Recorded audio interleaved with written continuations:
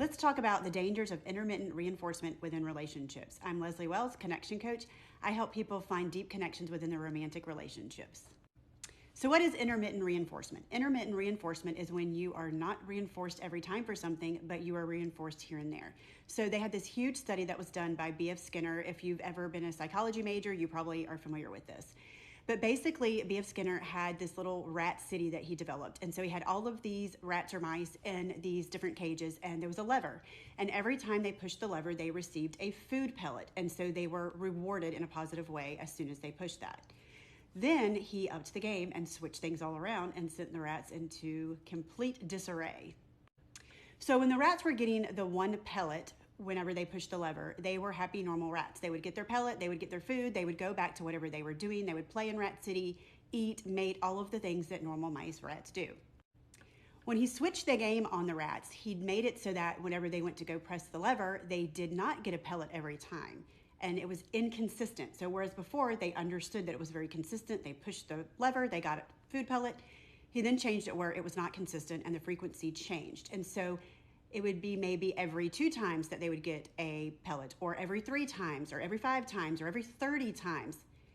But they didn't get it consistently, and they never knew when they were going to get the pellet or when they were going to receive the pellet.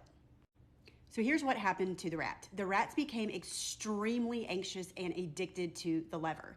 Because they were not sure when they would receive the food pellet, they basically just stopped everything they were doing. They actually stopped mating, eating, drinking, playing, all of the things. They became so anxious, they just sat there at the lever and constantly pushed the lever. It created extreme anxiety and extreme addiction within the rats. This is the same way that we see addictions start and be created by drugs or gambling or whatever it is. A person gambles, they win money, they get that dopamine rush, they feel really good, they get that reinforcement, and then they get kind of used to that, or the same way with the drugs. But then when the drug leaves the body, or they lose instead of win, all of a sudden they're not reinforced at that time. And so they basically get addicted. So knowing that intermittent reinforcement creates addiction and extreme anxiety, we see this in relationships as well. This is exactly what happens to the anxious preoccupied from their caregiver in childhood. The anxious preoccupied is an individual who their parents do not give consistent emotional attunement. They are often neglected for periods of time, but they're given intermittent reinforcement. So the child never knows when they're going to get love, when they're going to receive love, when they're going to get their needs met. It may be a parent who has a mental health issue or a substance abuse issue, or they're an alcoholic. So whenever they're really drinking or heavily using drugs, the parent is not meeting any of their needs and they're not getting reinforced with love. But then whenever they are going through a period where they're clean, maybe they are getting their needs met. So the child never really knows when they can trust that they're going to get their needs met or when they're going to receive love or emotional attunement. And so they become addicted and constantly waiting and trying to earn that love in the periods where they're not getting it.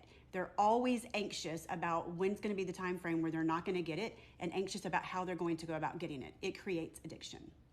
So this can happen with inside adult relationships too.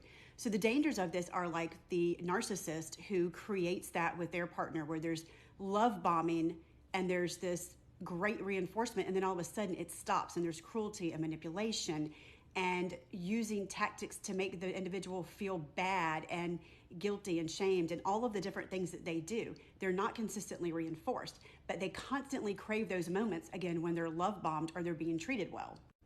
So other attachment styles, or attachment styles that aren't necessarily narcissist, can accidentally do this in relationships or not realize it, and that can be detrimental.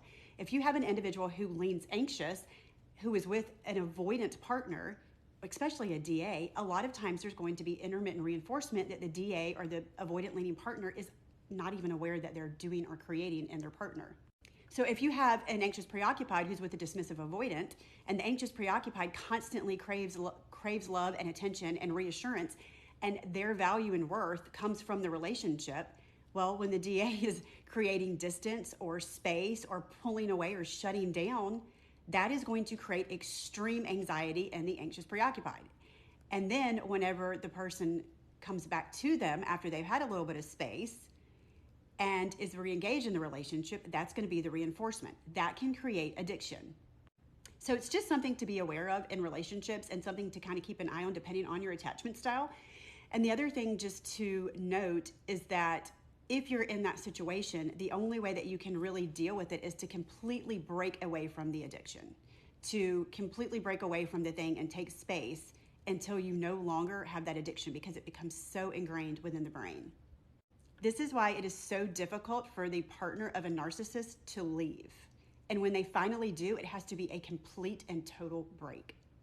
So if you find this information useful or you have any questions or comments, just put them in the comment section. And if there's anything that I can help you with or anything else you want to learn about, all of my information's in the bio. Please feel free to reach out.